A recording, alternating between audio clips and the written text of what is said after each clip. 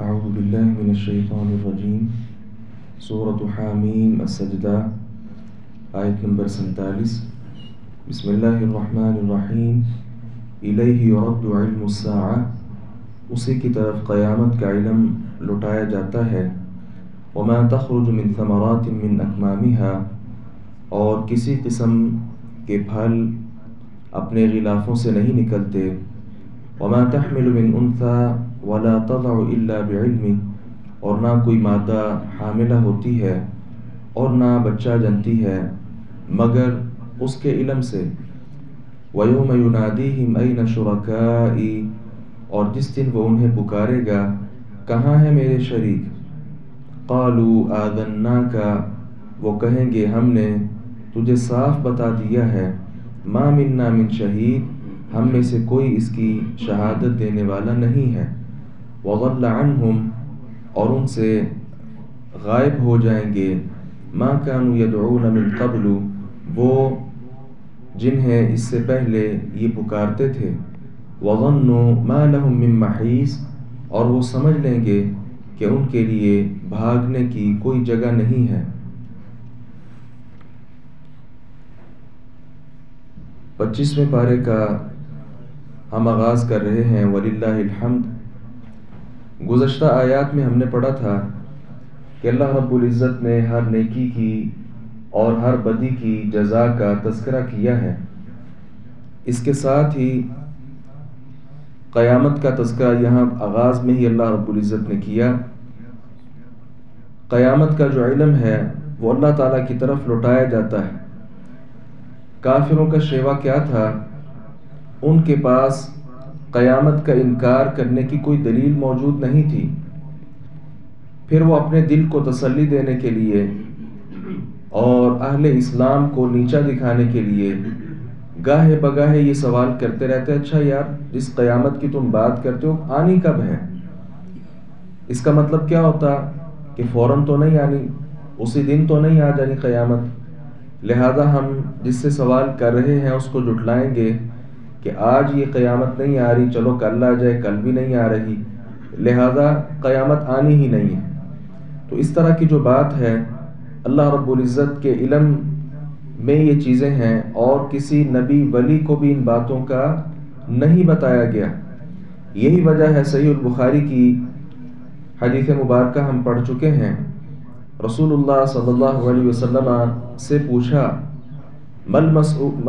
آپ سے پوچھا قیامت کب آئے گی، اور یہ سوال کرنے والے جبریل تھے علیہ السلام، جو ایک انسان کی صورت میں آپ صلی اللہ علیہ وسلم کے سامنے آ کر بیٹھ گئے اور سوالات کرنے لگے، مل ایمان مل احسان، اور ایک انہوں نے سوال کیا کہ قیامت کب آئے گی۔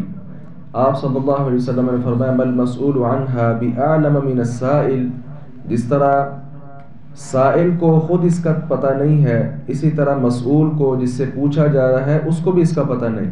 کیا مطلب؟ آپ کو بھی پتہ نہیں اور مجھے بھی اس کا علم نہیں۔ یہ غیب کا علم، ہر قسم کا علم وہ خالصتاً اللہ رب العزت نے اپنے پاس رکھا ہے۔ پھر یہ جو فرمایا ہے کہ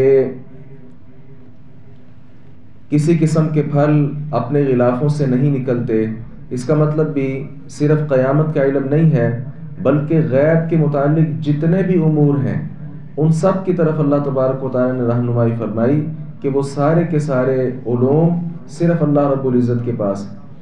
قیامت کب آئے گی اللہ کو پتہ ہے، ہر انسان کل کیا کرے گا اللہ کو پتہ ہے، ماں کے پیٹ میں کیا ہے، کتنی دیر زندہ رہے گا، کب تک رہے گا، شقی ہوگا سعید ہوگا، کیا ہوگا، یہ سارے کے سارے علم چونکہ اس کا تعلق غیب کے ساتھ ہے، یہ اللہ کے پاس ہے اور کسی کے پاس نہیں۔ اور بے شمار چیزیں ایسی ہیں غیب کے ساتھ جن کو ہم سمجھ سکتے ہیں، یہ ساری چیزیں اللہ تبارک و تعالیٰ کے علم میں ہیں۔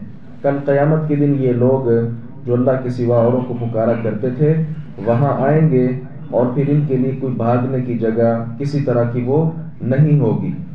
مراد کیا ہے؟ اس وقت پھر یہ سوچیں گے کہ کاش ربنا ابصرنا وسمعنا فرجعنا نعمل صالحا انا موقنون، یا اللہ ہماری سن لے، ہمیں واپس بھیج، ہم وہاں جا کر تیری بات بھی سنیں گے، اس کو دیکھیں گے بھی اور نیک اعمال بھی کریں گے، لیکن وہاں ایسا نہیں ہوگا۔ اللہ رب العزت دنیا میں پھر کسی کو نہیں بھیجے گا۔ تو معلوم ہوا قیامت یہ ایک اٹل فیصلہ ہے، یہ آ کر ہی رہنا ہے۔ دنیا میں کتنے انسان ایسے ہیں ان بیچاروں پر ظلم ہو جاتا ہے، لیکن اس کا بدلہ ابھی نہیں ہوتا تو وہ فوت ہو جاتے ہیں۔ اب جو ظالم ہے کیا وہ یوں ہی دندناتا پھرے؟ نہیں، اللہ رب العزت نے ایک دن ایسا رکھا ہے جس دن تمام حساب اور کتاب اللہ رب العزت نے بالکل برابر کرنے ہیں۔